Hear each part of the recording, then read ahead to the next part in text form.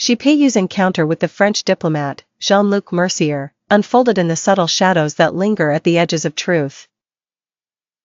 Chipayu, whose career was shaded by intrigue, considered this chapter, marked by Jean-Luc's presence, the most dangerous and enigmatic of all.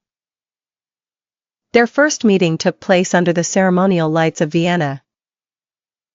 Chipayu, presenting himself as nothing more than an enterprising businessman, was supposed to be invisible, a shadow among diplomats. Jean-Luc shook his hand, a polite gesture lasting half a second too long. In that instant, each realized the other's facade was merely a surface. Their smiles never met their eyes. The liaison began as pragmatic exchange. Jean-Luc brought quiet confidence and access, the kind of doors that don't just require keys but whispered codes. Chipayu offered valuable glimpses from Asia, dressed in market trends and harmless business tips, always a hint of more beneath the surface.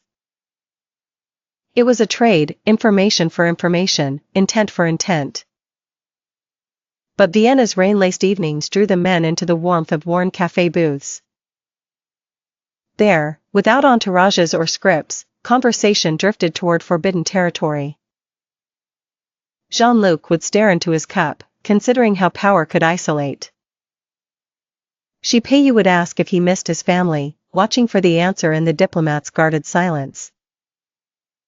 They spoke of the ghosts left behind in their homelands, and the loneliness that privilege incubated. Occasionally, a question hovered, who am I, if not this fabricated persona? They listened, they trusted. Trust is unwise in their world. Jean-Luc watched Chipayu, his suspicion tempered by empathy. In a private report, never sent, Jean-Luc admitted, Chipay doesn't lie, but he won't tell the whole truth. Perhaps he fears the truth more than his interrogators. Chipayu sensed Jean-Luc's duplicity. Every diplomat plays double, but what stung was the recognition in his eyes, a rare understanding that loyalty often weighs heavier than betrayal. The storm arrived abruptly. In a night pelted with rain and secrets, Jean-Luc summoned Chipayu. The deal was simple, final. I can save you, but you will vanish. No trace. Is that your wish? Chipayu gazed through battered windows, searching for something in the diplomat's expression. And you? He asked, a whisper. Jean-Luc offered a brittle smile, I don't disappear. I belong to the realm of outright lies. Chipayu declined, out of pride, fear, or some deeper fidelity to his own myth. Refusal, in their circles, is rarely an act of freedom. Soon after, Chipayu vanished, not saved but erased by officials with clipped voices and routine pen strokes. Jean-Luc, called before his own interrogators, kept his answers vague and his conscience intact.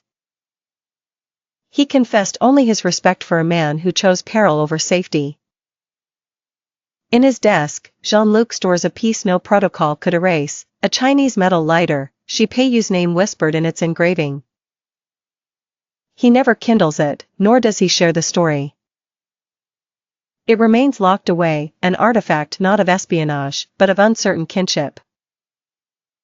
The lighter, cold and untouched, is his silent testament. Some mysteries defy allegiance, and some shadows outlast the men who cast them.